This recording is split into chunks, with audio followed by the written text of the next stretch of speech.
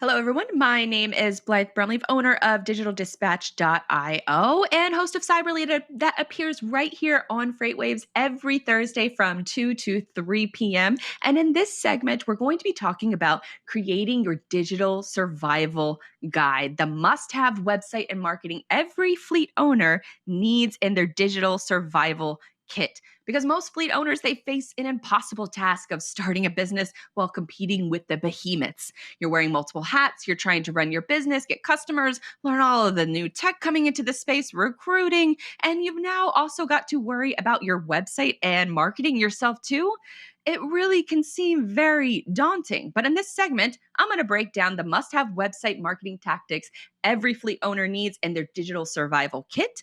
So let's start with the very bare minimum, and that's your website. It's the only property you're ever going to own on the internet. So it's really essential that you secure that domain name that has your company name within it, that within the domain name itself. And then that way you can use it to set up your email. You can also use it to set up your website. And so whenever you're buying your domain name is actually tied to your website and your email address. So guess what? You're probably going to need hosting. And when I say probably, you're definitely going to need hosting for both of those two things. Now, a lot of providers out there, GoDaddy, Media Temple, just to name a few, they make this process super easy for you to get all of those things all in one. And so what you're going to essentially do is think of your website as sort of a file on your desktop. That when you open that file, there's a bunch of subfolders within that file. That's essentially how your website operates. So you'll have one file for email, you'll have one file for your website,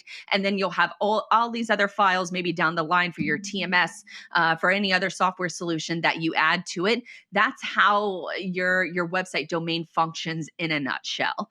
And so knowing all of that, then that next step is after you've secured your hosting and your domain name for both your email and your website, then you want to take it to that next step where you're going to start adding a CMS, which is a content management system, into your website.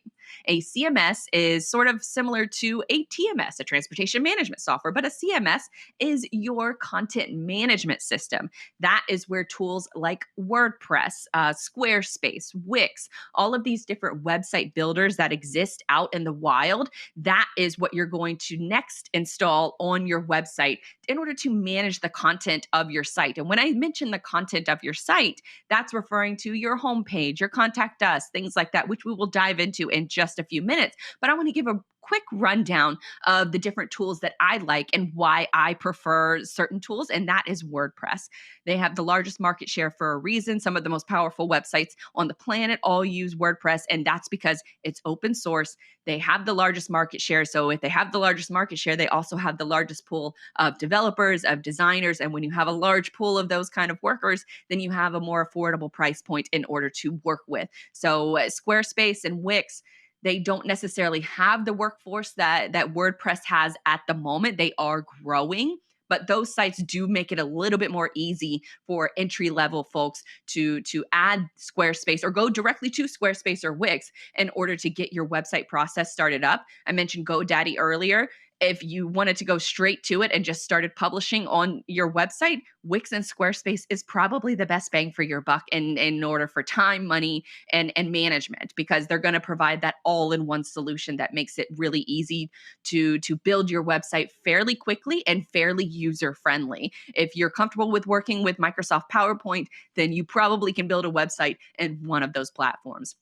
I personally prefer WordPress because if you're going to looking for something that's both affordable and scalable in the future, then WordPress is the one to go to, because then you'll have the ability to add in those next level features. But right now we're just focused on the entry level features of what you need. So WordPress is still a great option for that, but you might need to hire out a developer, find a freelancer on Upwork, on Fiverr, that, or even, maybe your cousin's nephew or cousin down the road or something like that knows how to build a website. They'll probably be able to take that route for you as well.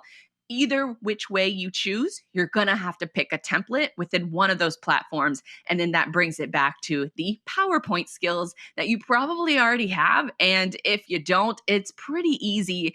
Most of these platforms operate off of what's called a WYSIWYG editor. And that stands for what you see is what you get.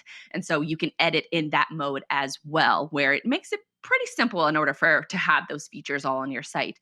Now, when it comes to the site's content, you want to make sure you have just a handful of pages. You don't need a ton of bells and whistles in order to get started. You need a home page, you need a services page, you need to contact us, about us, and a work with us.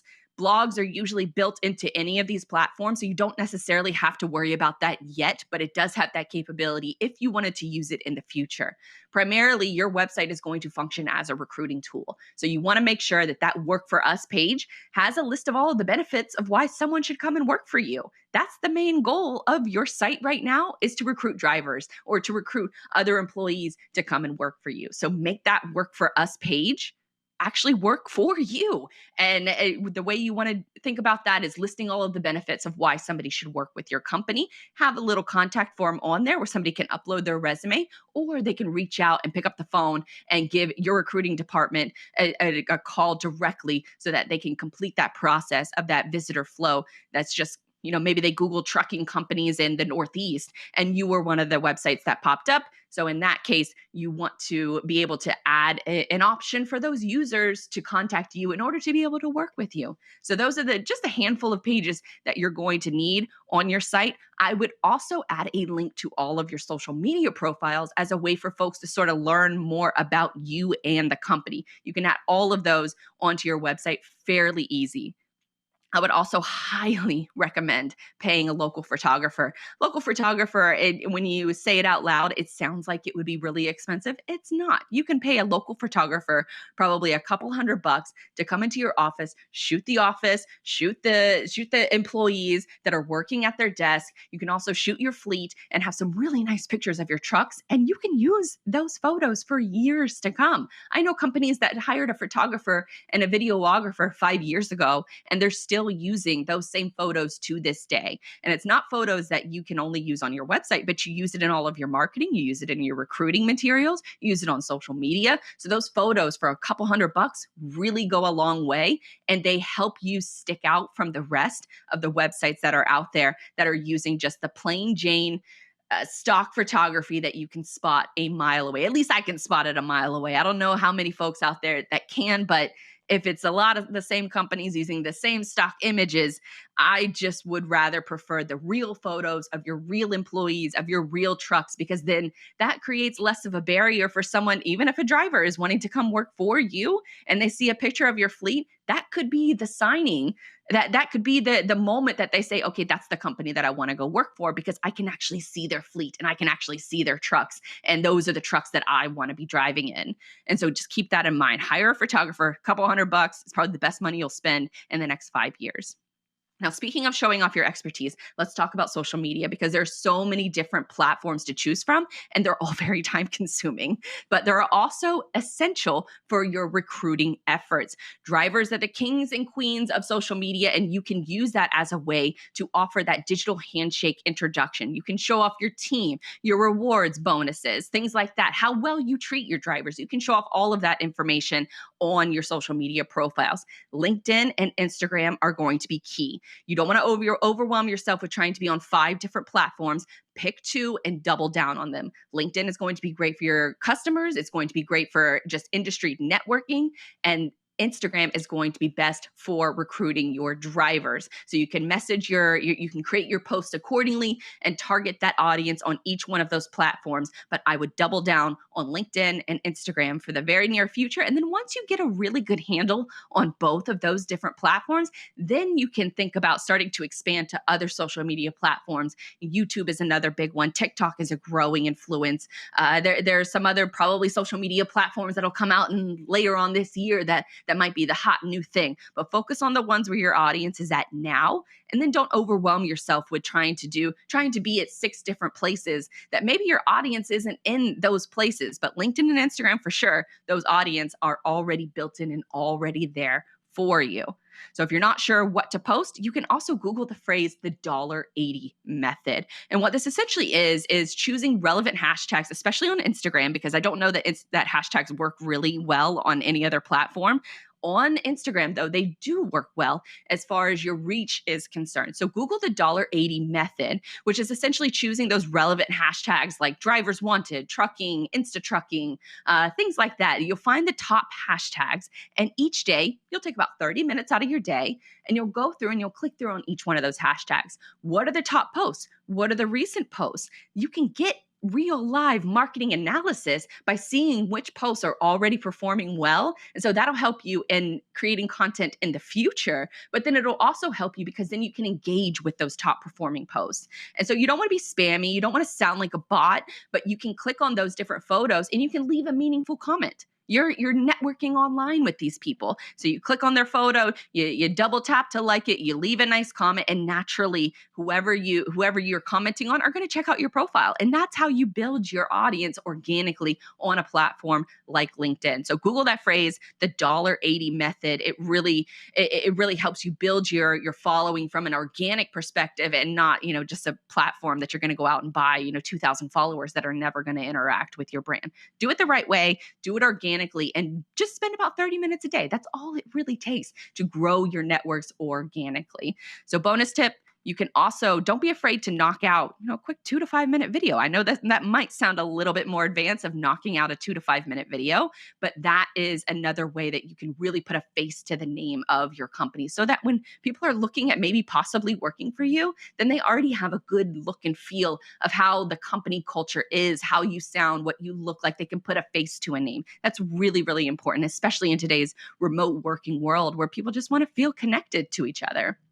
Now, another one I want to hit on really quick is to don't sleep on Google My Business. I've covered this in a recent Cyberly episode. It really is probably the best bang for your buck when it comes to search engine marketing, SEO. It's not really an SEO play, but Google My Business is essentially you're claiming your address from Google, but when somebody enters in trucking company in Louisville, Kentucky, then your company hopefully will show up because of that phrase. Or if somebody Googles your company name, then you are going to show up in that prime real estate on the right-hand side of the Google listings. You are going to show up after that search is completed, but you're only going to show up if you claimed your listing from Google My Business.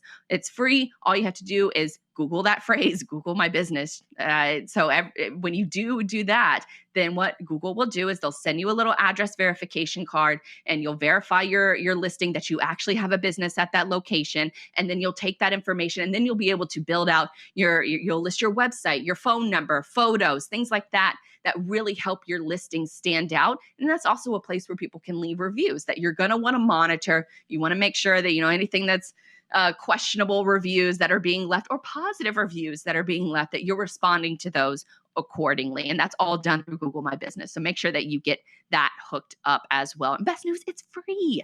It's really one of the best bangs for your buck in internet marketing right now. So to recap, get a 5-page website with a company email attached to it. Double down on LinkedIn and Instagram for connecting and networking. Claim your Google My Business page, and then all of these will allow your business to build a strong foundation, initial foundation. And then when you're ready to grow, all it will take is a little bit of time investment, but these are the basics that are absolutely essential in the digital world that we find ourselves in. And they build that foundation so that you can grow in the future, because then you can get into those next level tips whenever your business does start growing. So you can add in additional features like applications and API integrations and all that good stuff. But at least for now, you are built to grow and you have that solid foundation, especially from a digital perspective, and only concentrating on the things that are going to have the most bang for your buck, both financial wise, time wise, and just overall investment wise right now.